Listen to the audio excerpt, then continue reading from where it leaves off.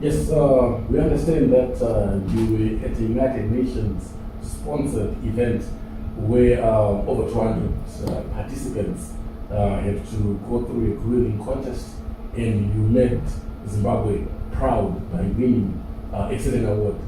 May you please introduce yourself and let us know what really you are. Alright, so my name is Mtosha Ngulube. I'm 18 years old and I go to Falcon College. I attended the MUN conference, which is sponsored by the UN, and happened to have won the Best Diplomat Award, which is the most outstanding award the conference could offer. Wow, that's interesting. So, what are the processes that led you to travel to Turkey? Explain for us. Right, so firstly, Motto United Nations only began at our school late last year actually. So then after that we were doing more of inter-schools with St. John's, competing with other schools like Petra, CBC. From there will be scouts who then scout you and then opt you to apply for the Best Diplomat program. So that's how I ended up actually being able to attend such an event. This is a United Nations Simulation Conference. What topics were you discussing? Were these political? Were they economic? What kind of topics were you discussing? So for that particular conference, we're actually doing humanitarian issues, which was the ongoing refugee crisis in the Middle East, which is more on the human rights of people, the refugees, how to keep them safe, how to sort out the crisis. Human rights issues, that's very, very pertinent. So that means that as young students, because you're in high school, yes, you're already being exposed to human rights issues. What do you understand from the conference? What were you discussing pertaining to human rights? What we were discussing is that at the end of the day, we're all humans. You and I are humans. We should reach out, we should reach our hand out and help those in need. Because at the end of the day, refugees, if you really think about it, they are fleeing wars, they are fleeing persecution from their own countries. Thus, they come to other countries, and we should really stretch out a helping hand and help these people. That's what I understood about human rights. That's quite an eye-opener. We realize that Zimbabwe itself has got refugees. We've got people that come from Somalia, a war-torn region, and also, since you were in Turkey, there are also issues that are probably happening in those areas. Make us cognizant of some of the issues to specific refugees that you know about. So some of the issues, the main issue actually is human trafficking, which is the main issue that around the globe many refugees have actually been facing. After that comes then them not getting the basic needs they need. Water, food, shelter, they do not have that. And those are the two main issues that need to be tackled around the world that refugees face. You're talking about human trafficking. This also refers to young people finding themselves doing certain things that we're not expecting to be doing when they're trafficked. It may refer to maybe sexual issues when young girls are trafficked. It may refer to child labor when young children are trafficked. And you are a young person who is still in high school. What is your take on that subject?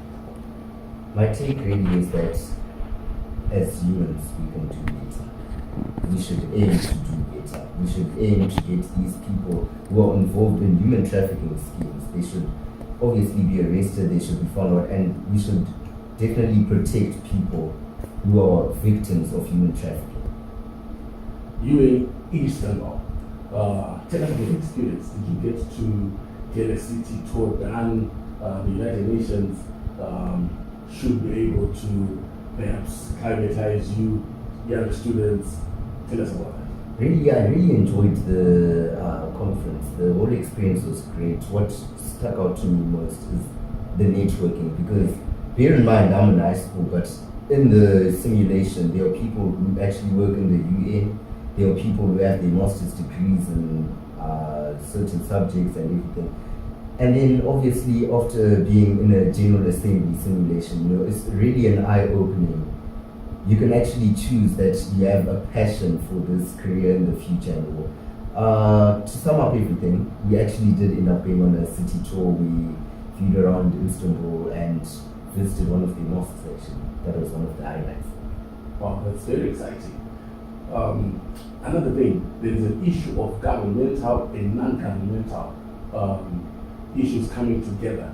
Governments and non-government organizations, civil society groups. They probably converge with students at the dinner table. Did you guys also get to go through that? And what else? No, not really. We had obviously people working both in governments and outside of governments, and it was really about just sharing stories while everyone was so focused on the topic at hand, which was the ongoing refugee crisis in the Middle East. So, no, there were not really any conflicts, I would say, but it was an eye-opening hearing from different people, different sides of the story. So, as future leaders of the modern United Nations, what was your role and how many of you were present to give yourselves to this test?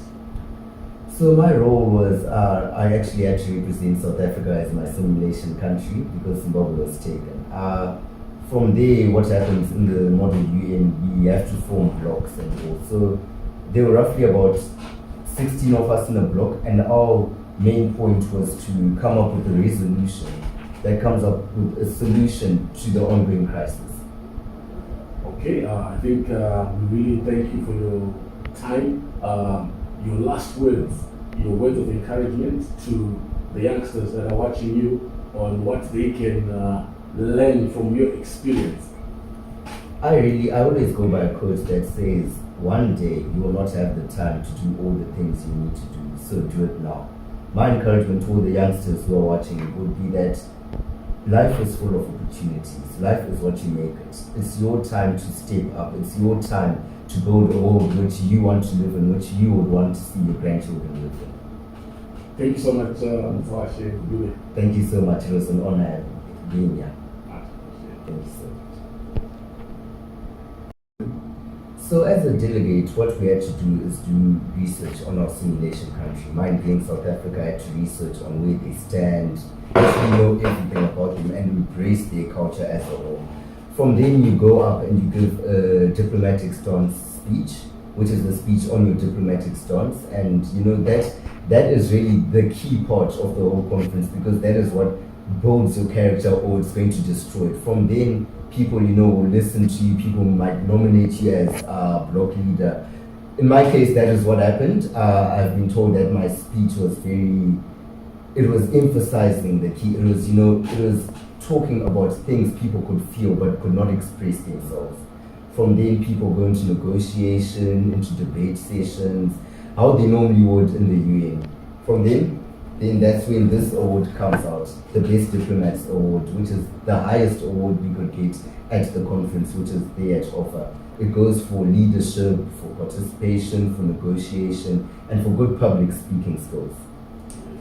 As for this award, this is just the award for participation, which mainly everyone gets this award, to just show that they actually participated and they did the best that they could to represent their countries. Wow. So the awards, did they also bring any monetary value to it? So with the awards, what happens is, with the awards, the next I get to choose a conference and all expenses will be paid for. Well, I guess you have given us your take, and we wish you the best when you choose the next conference next time. And when is that most likely? Most likely that will be in May, in Dubai. Okay. Yes. Thank you so much. Thank you so much for your time and for having me here.